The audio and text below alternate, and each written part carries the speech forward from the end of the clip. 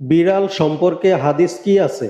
বিড়ালের গায়ে কখনো পা দিয়ে লাথি কিংবা লাঠি দ্বারা আঘাত করবেন না, এমনকি পা লাগিয়েও আদর করবেন না। মনে রাখবেন, বিড়াল একমাত্র মাংসাশী প্রাণী যাকে আমাদের নবী সাল্লাল্লাহু আলাইহি সাল্লাম ভালোবেসে তার গায়ে হাত বুলিয়েছেন, কোলে বসিয়েছেন।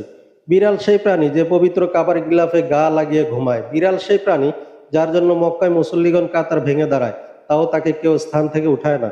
বিড়াল সেই প্রাণী যাকে পানি পান করার জন্য মক্কায় আলাদা লোক নিয়োগ দেওয়া হয়। বিড়াল হাদিসে বর্ণনাকৃত একমাত্র সুস্পষ্ট প্রাণী যাকে বেঁধে রেখে কষ্ট দিয়ে মারার জন্য এক নারীকে জাহান্নামে নিক্ষিপ্তের ঘটনা আছে। বিড়াল সেই প্রাণী যার মুখ লাগানো এত খাদ্য মা আয়েশা মুখে নিয়েছেন। বিড়াল সেই প্রাণী যার জিহ্বা চাটা পানিতে আল্লাহর হাবিব ওযু করেছেন। বিড়াল সেই প্রাণী যার পরিচয়ে পরিচিত প্রিয় সাহাবী ও সর্বাধিক হাদিস বর্ণনাকারী আবু হুরায়রা রাদিয়াল্লাহু তাআলা আনহু। তারা অপবিত্র নয়, তারা তোমাদের আশেপাশে বিচরণকারিনী।